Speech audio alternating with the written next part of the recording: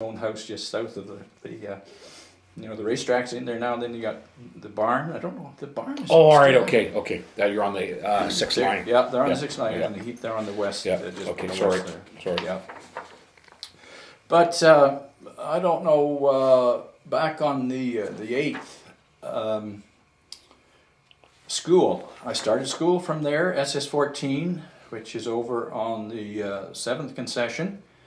The property for that school, it straddled the property line between the two farms. And in reading, it wasn't my grandfather, it was prior to him. The school was built in 1837, I think it says. There was a portion given by the Cole family, and eventually the other half was given by some of my relatives, my grandfather's side. So it was a mutual contribution to the community. So it was prior to Granddad, because he went to that school. My father, FJ, went to that school.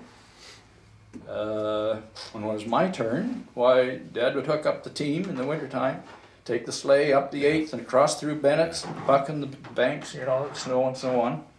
And then he'd pick me up at night, and eventually I was old enough to walk it. But how old were you before you walked it?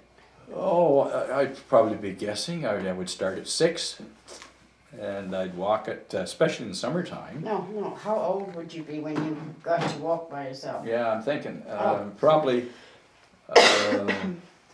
8. Might have done that for 2 years, 8 years. 7, 8 years old, I would have been walking on my own. Because at 6, or even all my life, I'd run in the bush and through the field, so it was no big deal to be showing the route, and don't ferry off the route, because Bennett's cow's there. You don't know when the bull's out, and so stay on the road, Well, I did pretty well, because I could tell when the bull was out there, and I didn't bother taking the shortcut, because I could have cut off 10 minutes at least, I'm sure, through the field there. But anyway, and Bennett's had that lane covered with cinders. They would bring these out of Toronto someplace. They were leftovers from coal-fired whatever heating systems, and those were so sharp that you couldn't walk it in your bare feet. And that was I'd always walked in bare feet. But anyway. Who needs shoes? Yeah, so the runs back and forth between the 8th line and school, I grew up doing that. Then when we moved to the 6th line, I walked the opposite direction for up to grade 8, back through my grandfather's property. Don't you go near the lake, because you can see on a map there was a lake there, and it was spring fed. Early, my youth, it was probably 5 acres in size, and then around it were bushes that grew out over the water. There were like a cranberry or a mulberry bush type of thing, and boggy edges. There was no shoreline per se. It was all spring fed, and if you fell through the bushes, the bottom was a long way down. They claimed they couldn't find it, but there was just so much spring. It was, I don't know what the bottom was like. I would suppose it was maybe more like material, earth, or material from bushes and earth Silt. and this sort of thing. Yeah. Marsh bottom rock, yeah. As opposed to quicksand was per that se. lake? What was it? It didn't Where have a was it? name. It straddled the property on the east side of the 6th line and the west side of the 6th, because my grandfather's property came back to it, and ours adjoined in the middle. The property line between his farm and ours ran down through there. So when I started Is it over not there, there now? oh yes, it's there, but it's Still there? shrunken. It's been overgrowing for these 60 years, and the thing is pretty well, there's probably an acre or 2 left. But come winter time, then I'd be back there, and I would get a Christmas tree from back in there. There's lovely trees, and I would be back booting around on the ice and having a great time chasing the coons that were down in among the bushes there. One time I managed to kill a couple with the axe, and I'm carrying them back when I have a coon cap, you see. So I'm carrying them back to the house. And the suckers were heavy, and I guess my arm started to sag a bit. First thing one's come to enough, he's got me by the pant leg. I tried to shake the donkey off my pant leg. But then when I got it home, I didn't know what to do with it. How do you tan? I think, you have something to do with salt, yeah. So you got them cleaned and skinned, and you threw this salt on it and hung it up. Well, it curled up to be, it was so hard, it was useless. Stunk like high heaven. Get that thing out of the back kitchen, it stinks. You don't great fun. Anyway, so other events, when I was growing up, my mother, she lived on the 7th line. She was the daughter of Harding Price, who sort of lived on the stone house next to the school. She and her brother Gordon were there. Well, and Dad and she got married. She moved to the 8th line, of course. And it's, my grandfather on the Shortall side died when he was 38 about. He had ulcers and pneumonia and ended up dying in Hamilton. So my grandmother, Elizabeth Near Shorthill, she was living on the home place down at 8th line. My grandfather was always into some type of endeavor, and he was a jeweler for a number of years in Markdale. And he worked, he was prospecting in the Algoma, if you know where that is. That's what Northern Ontario is now. Timmins and Kapuskasing up through there. It was known as the Algoma. So he'd be away all doing all sorts of things. And then when I guess my grandfather died and the property at the 8th line came into my grandfather's name, Joe, and that document is here. I'm not sure, I'm bouncing all over the place in some respects, but I'm getting my grandmother into the family home on the 8th line. This document is the deed that my great-great-grandfather Joseph Shorthill received from the Canada Company. The Canada Company was created by Queen Victoria to have an orderly disposition of the colony of Canada. And if you took the property up from the Crown, you received this document.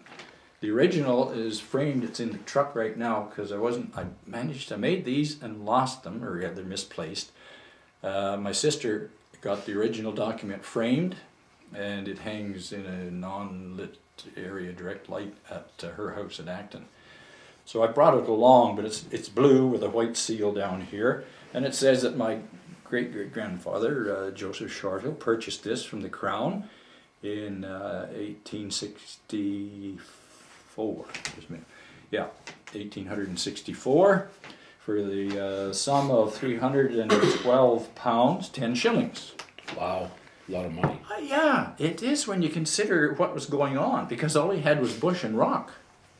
He had to go to work in 1865 and clear something, yeah, and try and set up housekeeping. So it had come down to my grandfather, and suddenly he wasn't interested in farming. He was more interested in the jewelry business or inventing stuff. So to keep on track here, my grandmother, after her husband William Shorthill died, ended up living with her son and Fred, my dad, over on the 8th line. And when I showed up, well, she was there and Mum was there, and of course two ladies in the household, And the story is that Mum moved back to the 7th line home for a while until my grandmother moved to Guelph with my aunt, Rita. Dad had 2 sisters and a brother, Rita, Deborah, and Bob. The lad just donated this picture of Robert for the room here. 10 grand was given to the church when he passed on, and this is Mum and Dad's piano. So anyway, I recall being in the house when Grandma was still there. I'd be 3, 4, whatever, but I got a little gun holster with a leather belt. And on the end of the belt was a little silver buckle. Yeah. And I remember being in the house, the kitchen wasn't that big, Grandma sitting there, and Ross is twirling this belt around. Having a great old time. Ross, put that down, you'll hit something. Right off the side of Grandma's head, cut it open, and she's got blood trickling down here. Ross put the belt away. You know, the stupid things you do. So, and grandmother had a club foot, as they called it in those days, and grandpa, in his ingenious mind, built her a boot. He carved it of wood with and fastened the leather to it as an upper and laced it on, and she didn't limp when she had this on. Really? And he kept carving it, I guess, until it was basically comfortable, and she could get around without a cane and so on with this for as long as she needed it, I guess. She died in her late 80s. So that was grandmom's, and then when she moved out, of course, Ma came back, and everything was kosher. So it was. Mom and Dad sang at all sorts of public events. They had concerts. What do you call those concerts? They're out on the back of a wagon or something in the school ground. You know, this is where they're singing right there. That's at Blue Mountain, and it was an anniversary or something. But they both had excellent voices, and they blended pretty well. Mom would have liked to take in some proper voice lessons, but That's Eileen McHenry on the piano. exactly. Yeah, it was a great threesome all around. And I still have a tape recording of Mom and Dad's singing, because when I came home from Regina in 62, excuse me, Eileen McHenry. Yeah, she'd be right in here someplace. Yep. I have a tape recorder of Mom and Dad singing some of their favorite tunes there. And it's still at home. I have it available, sort of thing. But what else do we get? The day we moved, selling the farm didn't mean too much to a 10-year-old. It was explained that we were going to sell, going to move, and whatever. The day that the final day of occupancy, I was coming home from school, and I was hurrying because I knew things were happening. Pretty important event here. So I go whistling home, and I go into the house, and there's nothing in the house. Not a stick. Yeah. Dead silence. I can still feel the emptiness, like somebody took a swat at you. And I wandered through the house looking for anything. Nothing. And Dad was out someplace. He got the wagon loaded up for the last trip. Team were hitched up. The old dog was up on the wagon, Toby. And after I came out of the house, I didn't know whether I was crying or not or whatever, but stunned anyway, or shocked. He says, "Okay, hop up on the wagon here. We're going to head over to the new place." So I crawled up there, and I remember going out the gate, sitting on the wagon. Shit. It's like it was yesterday. Yeah. Yeah. Yeah, it was a real vacuum in your life, and you were going someplace else. It was really, really foreign. So we felt the same, Ross, when we moved. I'm sure you do, and that's the only thing you knew. Granted, you played by yourself, but your imagination was your buddy, and the dog was your next best friend, and the world was just okay there. Tough. But anyway, and riding all the way across the side road, it took forever to get to the 6th line. And then into the new place, I don't think I'd really been in the new place. And holy geez, it was a big brick house. That was one of the reasons he moved. The property was great, and the house was just tremendous compared to the shack, the clapboard, board and batten place he'd been with no insulation that he'd grown up in. So he, when I went in the house, it was big rooms, high ceilings, plaster, and wallpaper, and a wainscoting all around, and a sink in the corner, and a pump. Yeah. Oh, gee, and there was actually a couple of taps on this sink. It was one of the big ceramic sinks, about 2 feet long and so on.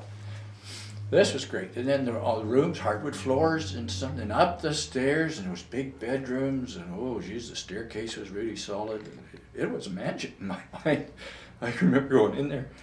Conversely, from a couple of hours before when I'd left the other place. But anyway, it was a great move for the family.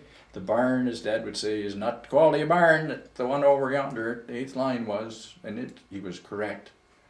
The one at the 8th line had been built by the family over the years, and one of those farm bees, Yep.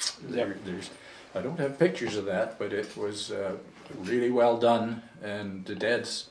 Well, 2 years before he died, the Escarpment Commission, or whoever owns it now, found enough money to put a new roof on. because it was really stressing Dad out that the old shingle roof was going, and that's what happens first, you know. Look at them all around the countryside.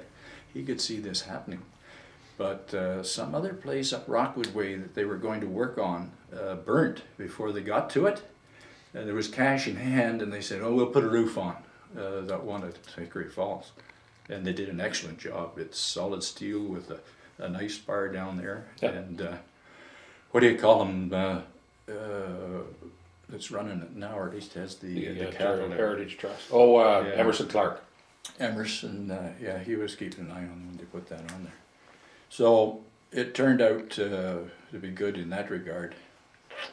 So I remember when Dad would have young cattle pasturing on the south side of 27 in the bush there in the summer. They were allowed to run down in there. And one day there was a kerfuffle going on, and first thing my Uncle Gordon, Mom's brother, and Grandpa Price, her father and Dad, and I think Uncle Bob was in on it, and maybe a hired hand, a guy by the name of Joe Ganner.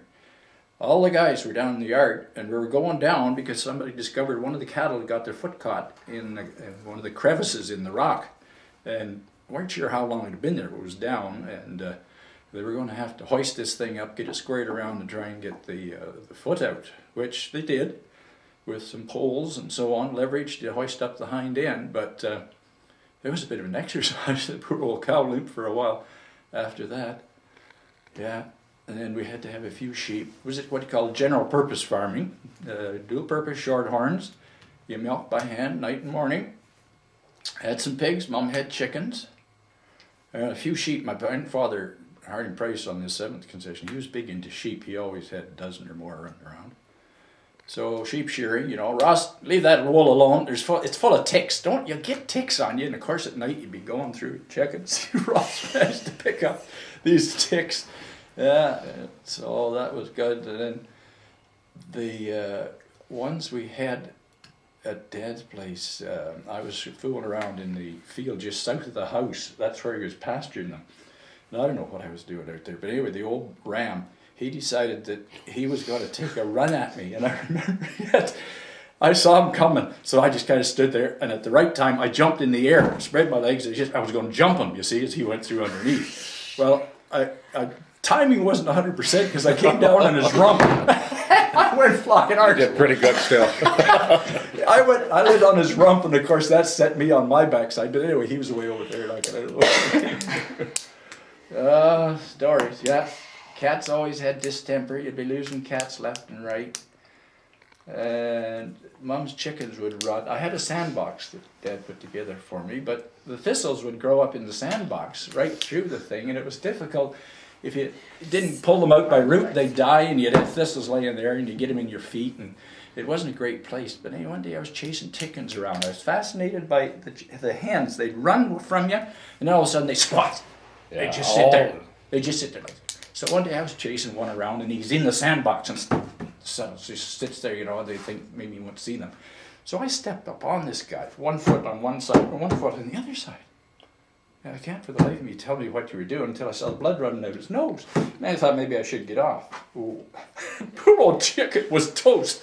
What do I do now? So big hole in the sand pile, tuck him in the sand pile. Oh, I think a fox got one of the chickens. I only counted 11 tonight. There's normally a dozen out there. No, maybe there was, yeah. Sounds familiar. Familiar. So, stupid things, you know. Anyway, you learn. You don't stand on chickens any longer.